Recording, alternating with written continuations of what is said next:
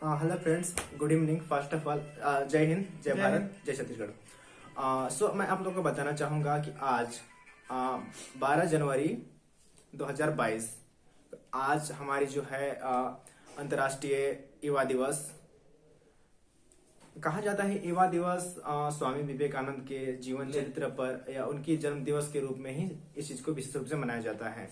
सो इस चीज को हम डीपली और पूरी गहराई से जानने के लिए हमारे हृदय भैया जो कि MA फर्स्ट सेमेस्टर से इनका जियोग्राफी से अवगत है।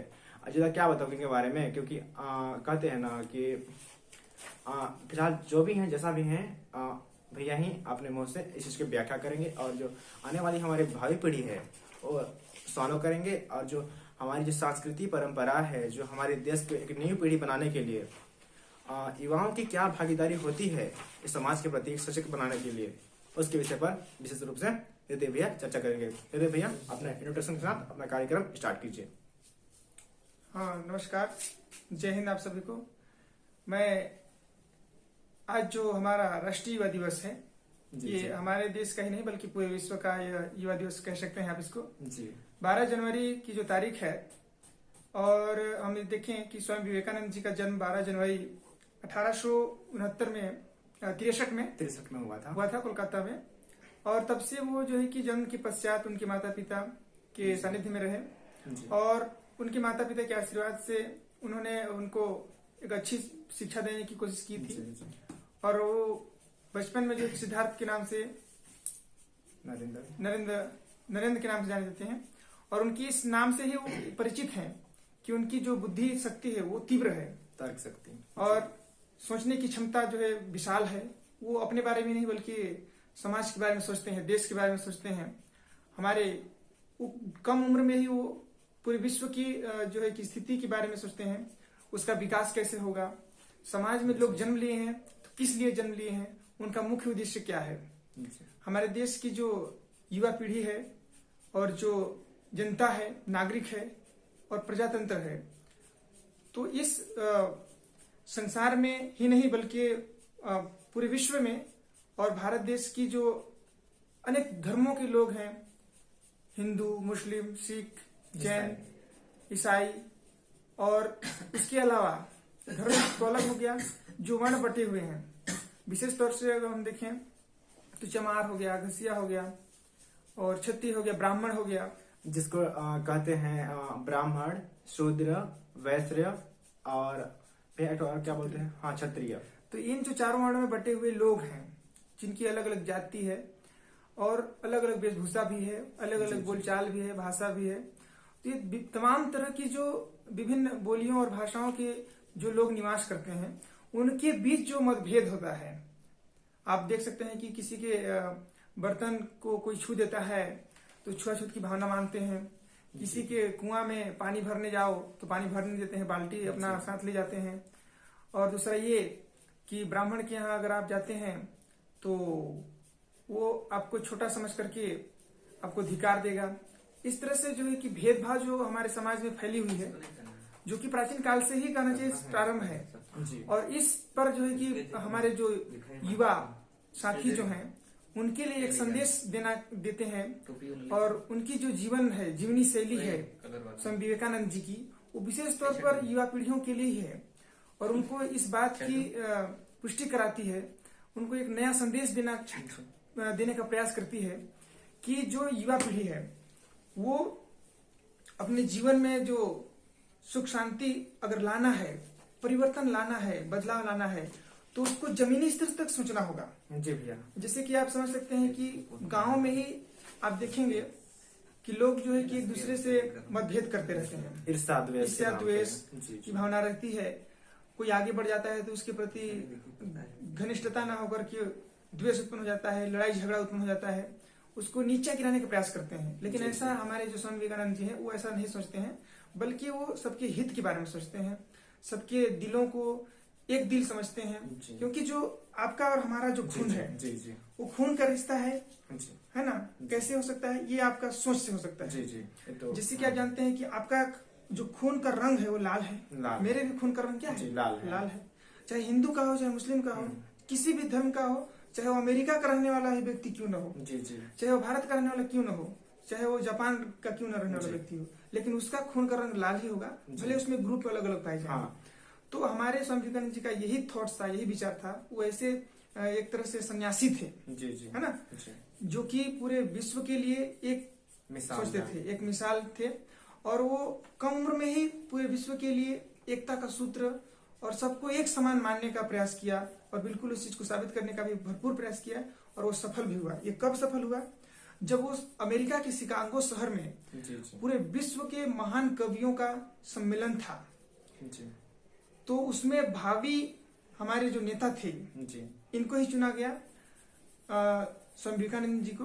और इन्होंने जो है कि 1 महीना पहले आपका शिकागो शहर में पहुंच चुके थे, जी है ना। जी। तो शिकागो शहर में जब गए वो, तो वहां ये देखिए कि लोग उनको काला काला कहते थे, हाँ और बौना, जी जी और बोलते थे ये कहाँ का साधु ब्राह्मण आ गया है, भगवा जी। रंग पहन के इधर घूम रहा है, ये भारत का है, ये देखो भारत का कैसा सन्यासी है, विद्वान बन के आया है। हाँ। ऐसा उनको कहने लगे लोग, मतलब तरह कैसी तरह कैसी वेशभूषा है हाँ, इस चीज के बारे में इस तरह से।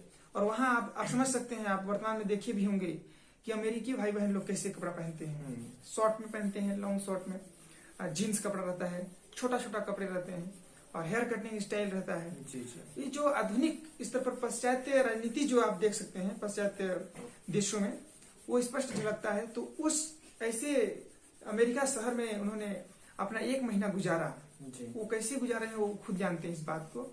तरह तरह की ठोकरें खानी पड़ी, जी उस ठोकरों को वो सहन किए। ऐसा क्यों किए? क्योंकि पूरा भारत का जो मान सम्मान था वो उसको अपने साथ लेकर गए थे, जी पूरा भारत मान सम्मान।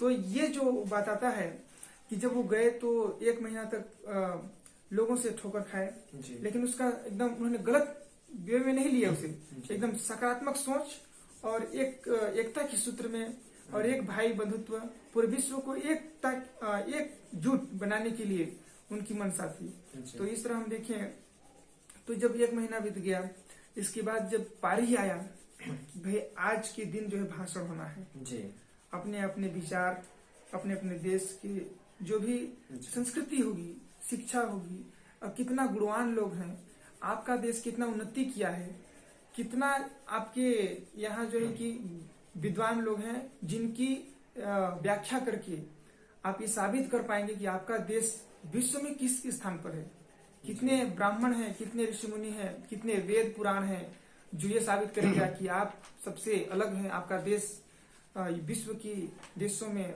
गिना जाए। तो वैसे स्थिति पर जब वो पहुंचे तो बहुत लोगों ने व्याख्यान दिया, बड़ा बड़ा व्याख्यान, और खूब तालियां बजी।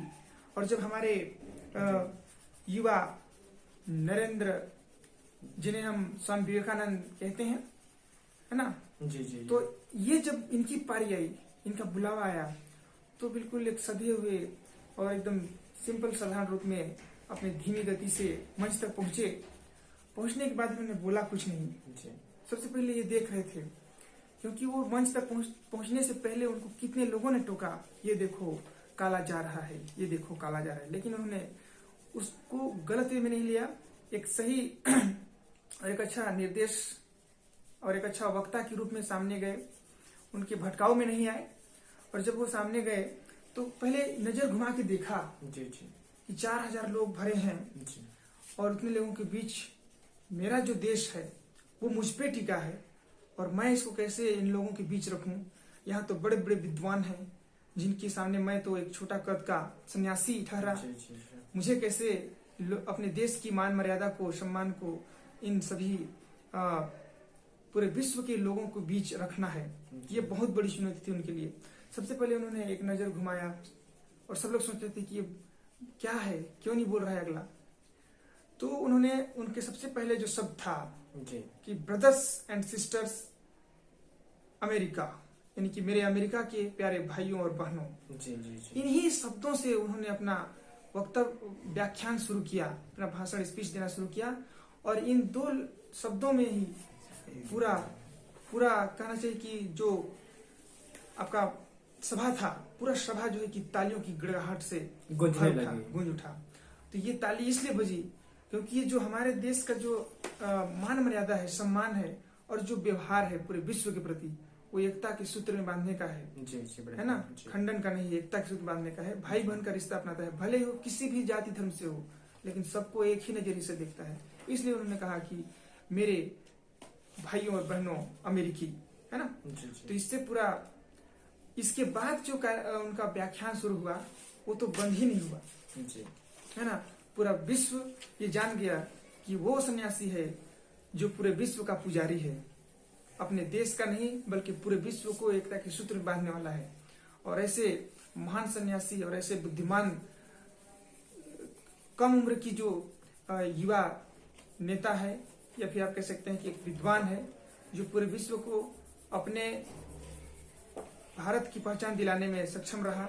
और आज भी उनका नाम हम पूरे यशोगान से लेते हैं। और आज खुशी के पावन अवसर पर, उनके जन्म दिवस पर हमने जो है कि एनएसएस के माध्यम से एक छोटा कार्यक्रम रखा था, जिसमें हमारे शासकीय कालिदास महाविद्यालय के प्राचार्य श्री आर.पी. सिंह सर जी और हिंदी विभाग की madam doctor Kusumlata Prajapati madam ji अध्यक्षता कर रही थी।